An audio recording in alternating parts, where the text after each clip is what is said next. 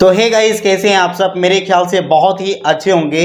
जैसे कि दोस्तों आप सभी को पता है कि हमारा इंडिया जो है डिजिटल ट्रांजैक्शन के मामले में नंबर 1 पे आ चुका है और हम लोग शुक्रगुजार हैं एनपीसीआई का जो यूपीआई को लॉन्च किया। और यूपीआई हम लोग निजी काम के लिए यूज़ करते हैं। जैसे हम लोग पहले ज़्यादातर यूज़ करते थे कैश का, कुछ भी खरीदना होता था मार्केट से तो हम लोगों के पास कैश होता था और कैश के ही ज़रिए हम लोग ज़्यादातर खरीदारी करते थे। लेकिन गाइस, जब से एनपीसीआई ने यूपीआई को लॉन्च किया है तब से डिजिटल इंडिया बन गया है और हर एक आदमी अब जो है डिजिटल पेमेंट करता है। कहीं भी आप समोसे खाने जाते हैं तो आप स्कैन पे करते हैं, यूपीआई करते हैं। ठीक है, आप कुछ भी सामान खरीदते हैं तो उसमें आप ज़्यादातर डिजिटल ट्रांजैक्शन करते हैं। तो ज़्यादातर ट्रांजैक्शन के मामले में तो अभी इंडिया नंबर 1 पे है और इंडिया के बाहर भी इसका डिमांड ज़्यादा से ज़्यादा है। और एनपीसीआई विदेश में भी लॉन्च कर दिया है यूपीआई। आप विदेश में भी जिस तरह का आप इंडिया में कुछ भी सामान खरीदते हैं तो यूपीआई करते हैं, ऑनलाइन ट्रांजैक्शन करते हैं। किसी को पेमेंट भेजना हो तो आप यूपीआई करते हैं, सिर्फ उसका मोबाइल नंबर डाल देते हैं और पेमेंट सेंड कर देते हैं। जिस तरह का अभी यूपीआई ज़्यादातर इंडिया में रन कर रहा है उसी तरह विदेश में भी इसका डिमांड बढ़ चुका है और 35+ देश जो है अभी यूपीआई यूज़ कर रहा है। एनपीसीआई के साथ जुड़ करके वो यूपीआई यूज़ कर रहा है। तो एक तरह से गाइस हम लोगों को गर्व है भारतीय होने पे। ये भारत का टेक्नोलॉजी है और विदेश में इसका ज़्यादातर चर्चा हो रहा है। अब गाइस सऊदी अरब में भी यूपीआई लॉन्च कर दिया है, यूपीआई वहाँ यूज़ हो रहा है।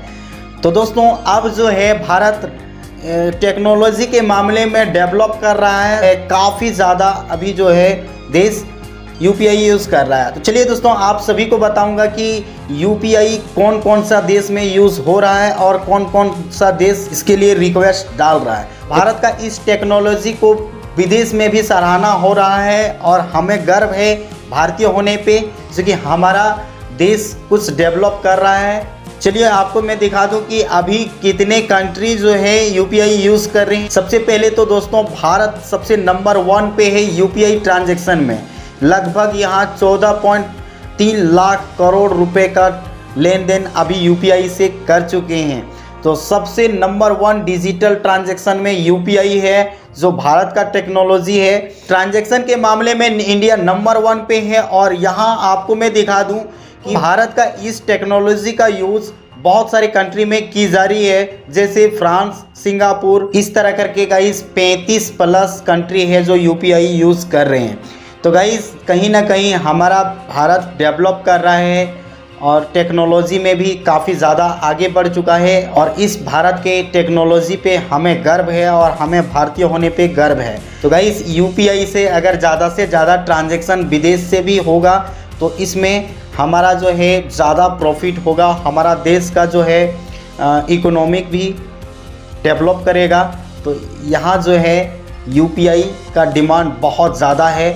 तो गाइस बहुत ज़्यादा डिमांड विदेश से आ रहे हैं यूपीआई को लेकर के। यूपीआई बहुत ही अच्छा वर्क करती है, बहुत अच्छा ट्रांजैक्शन होती है। इसमें केवल आप यूपीआई एक एड्रेस बना करके आप किसी को पेमेंट सेंड कर सकते हैं, किसी से ले सकते हैं। काफ़ी ज़्यादा सुविधा ये यूपीआई टेक्नोलॉजी दे रही है।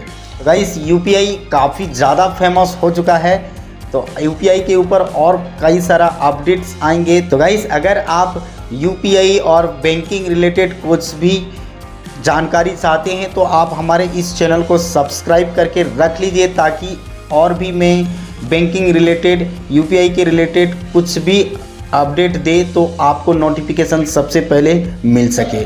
तो अभी तक चैनल को सब्सक्राइब नहीं किए हैं तो सब्सक्राइब करके बेल आइकन को प्रेस कर दीजिएगा। तो चलिए दोस्तों आज के इस वीडियो के अंदर इतना ही। वीडियो आपको कैसा लगा कमेंट करके हमें ज़रूर बताइए। और गाइस अगर आप एपीएस रिलेटेड कुछ भी वीडियो चाहिए तो आप हमारे चैनल पे एक बार विजिट कर सकते हैं। अगर आपको एपीएस की आईडी चाहिए तो इसके लिए आप हमें कांटेक्ट कर सकते हैं। अगर आप NXDL UTI पैन कार्ड ये सब कुछ आईडी चाहते हैं तो आप हमें इसके लिए भी व्हाट्सएप पे हमें मैसेज कर सकते हैं। चलिए दोस्तों, आज के इस वीडियो के अंदर इतना ही। मिलते हैं एक नई वीडियो के साथ, तब तक के लिए धन्यवाद।